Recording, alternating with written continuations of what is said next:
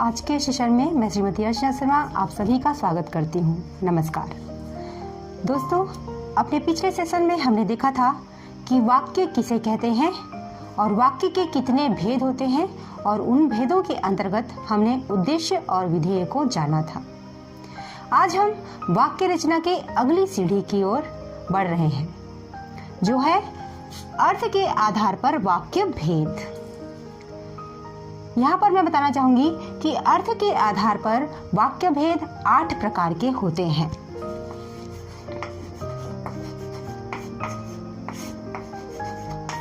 अर्थ के आधार पर वाक्य भेद 8 प्रकार के होते हैं, जिसमें से पहला है विधानवाचक, दूसरा निषेधवाचक, तीसरा है आज्ञावाचक, चौथा प्रश्नवाचक, पांचवा इच्छावाचक, छठवां संदेहवाचक, सातवां संकेतवाचक और आठवां है विस्मयवाचक।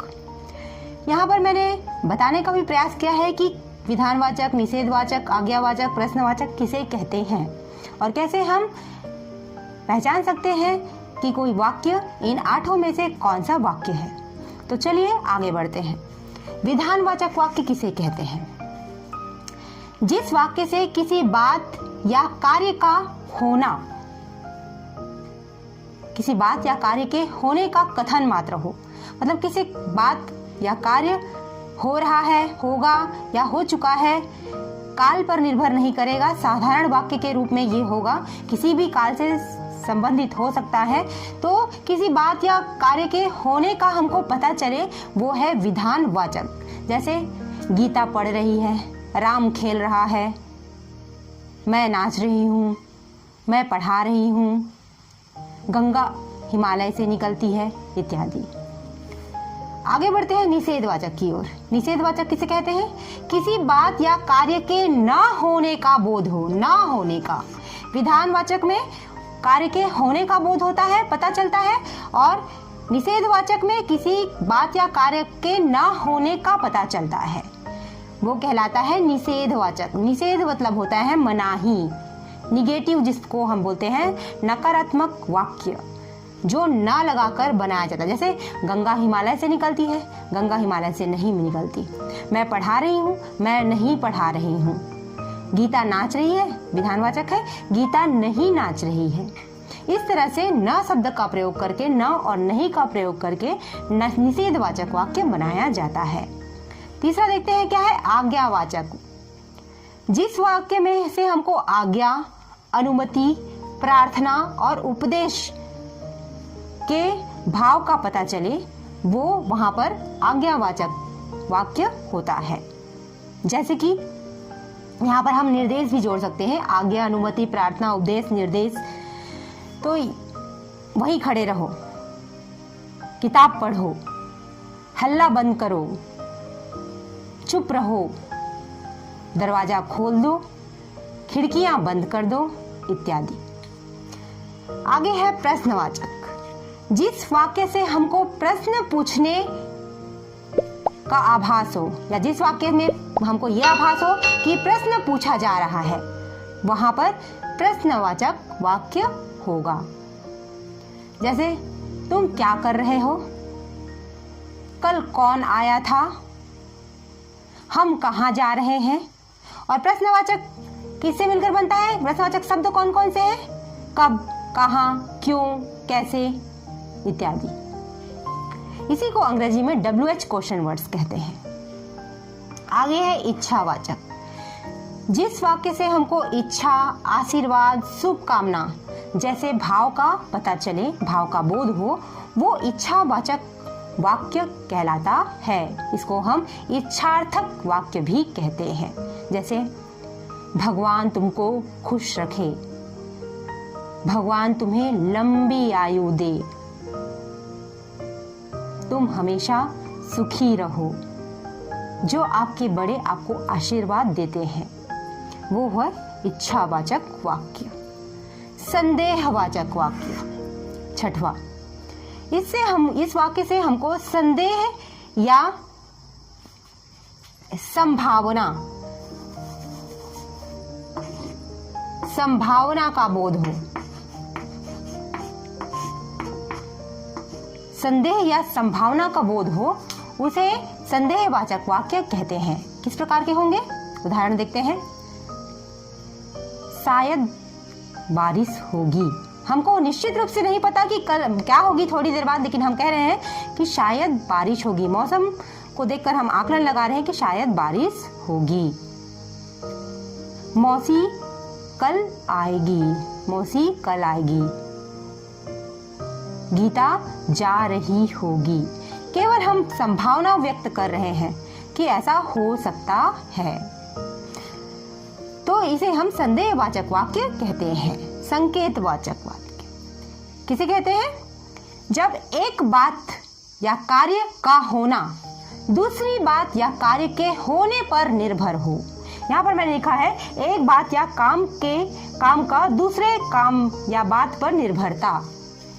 मतलब कहने का तात्पर्य है कि एक बात या कार्य का होना दूसरी बात या कार्य पर निर्भर करे, के होने पर निर्भर करे, उसे हम संकेतवाचक वाक्य कहते हैं। जैसे तुम आओगे तब हम गृह कार्य करेंगे। जब बारिश नहीं होगी मैं जल्दी लौट आऊंगी। ये थे संकेतवाचक वाक्य के उदाहरण। विस्मयवाचक। विस्मय का मतलब होता है आश्चर्य, अचरज। तो जिन वाक्यों से हमको हर्ष, विस्मय, शोक, घृणा इत्यादि भावों का बोध हो, वो विस्मयवाचक वाक्य कहलाता है। जैसे हुर्रे हम जीत गए। वाह तुम बहुत सुंदर दिख रही हो। आहा कितना सुंदर फूल है। और इसमें एक निशान लगता है जो इस प्रकार का होता है। ये विस्मयवाचक वाक्य के संकेत हैं। तो इस प्रकार आज हमने जाना कि अर्थ के आधार पर 8 प्रकार के वाक्य होते हैं। विधानवाचक, निषेधवाचक, आज्ञावाचक, प्रश्नवाचक, इच्छावाचक, संदेहवाचक, संकेतवाचक और विस्मयवाचक। अब हम आगे बढ़ते हुए किसी एक वाक्य का उदाहरण लेकर उसका रूपांतरण इन 8 प्रकारों में करने की कोशिश करेंगे। तो चलिए प्रारंभ करते हैं। मैंने एक वाक्य लिया, रमा पढ़ रही है। ये एक कार्य के होने का बोध करा रहा है। ये वाक्य किसी कार्य के होने का बोध करा रहा है कि रमा पढ़ रही है, इसलिए ये एक विधानवाचक वाक्य है। इसको निषेधवाचक या नकारात्मक वाक्य में हम कैसे बदल सकते हैं? नहीं लगाकर रमा नहीं पढ़ रही है।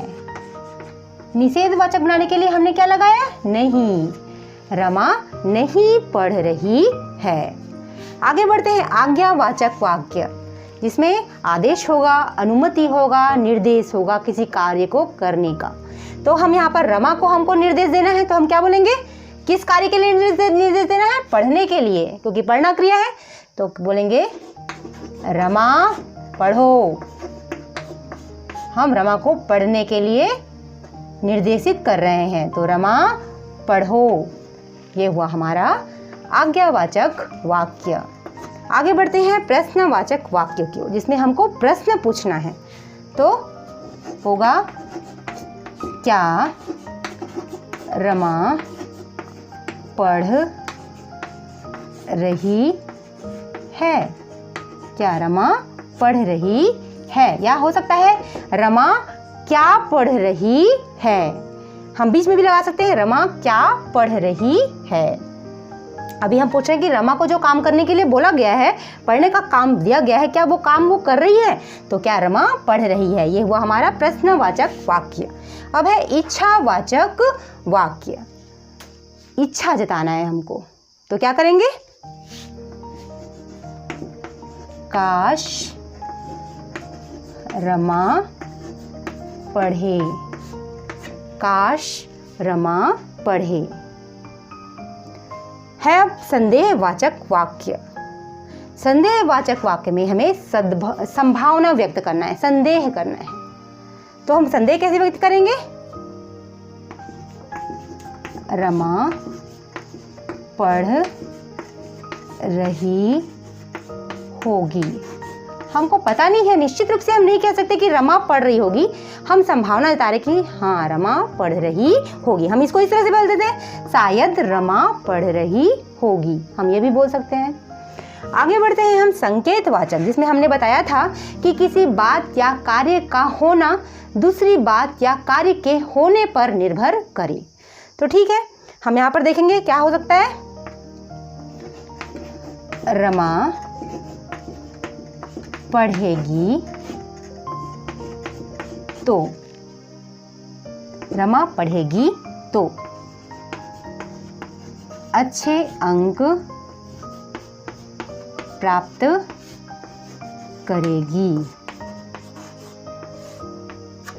अच्छे अंक का प्राप्त करना किस पर निर्भर हो रहा है? उसके पढ़ने पर, रमा के पढ़ने पर, कि रमा पढ़ेगी तो अच्छे अंक प्राप्त करेगी। अगला है हमारा विस्मयवाचक वाक्य। इसमें हमको विस्मय, वाह वाह, विस्मयादि बोधक निशान संकेत, वाह रमा पढ़ रही है, वाह रमा पढ़ रही है, ये वो हमारा विस्मयवाचक वाक्य। तो दोस्तों, आज मैंने आपको अर्थ के आधार पर वाक्य के 8 भेद बताए, उनको परिभाषित किया और ये बताया कि किस तरह हम किसी वाक्य को रूपांतरित कर सकते हैं इन विभिन्न वाक्यों में। आशा करती हूँ कि आपको आज के सेशन में ज़रूर कुछ ना कुछ जानकारी मिली होगी। तो ऐसे ही मेरे साथ अगली कड़ी में बने रहिए। आज के लिए मुझे दीजिए विदा। धन्यवाद।